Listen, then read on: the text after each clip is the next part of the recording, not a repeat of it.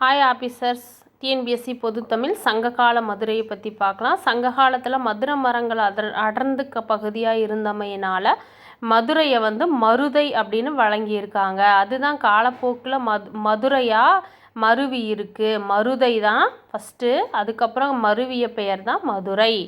கல்வெட்டுகளில் மதுரை மதிரை என்று தான் காணப்படுகிறது. மதுரை கல்வெட்டுகளில் எப்படி காணப்படுதுன்னா மதிரை என்று காணப்படுகிறது. சங்ககால மதுரையில் யானை கூட்டங்கள் அகழிக்குள் செல்லவும் அகன்றிருந்ததாகவும் சுரங்க வழிகள் அமைந்திருந்ததாகவும் சொல்கிறாங்க.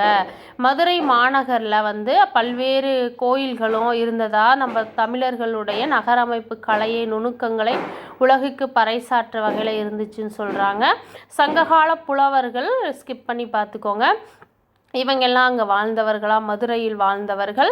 மதுரை வீதிகளின் பெயர்களும் நோட் பண்ணிக்கோங்க. அறுவை வீதி, கூல வீதி எல்லாம். நன்றி.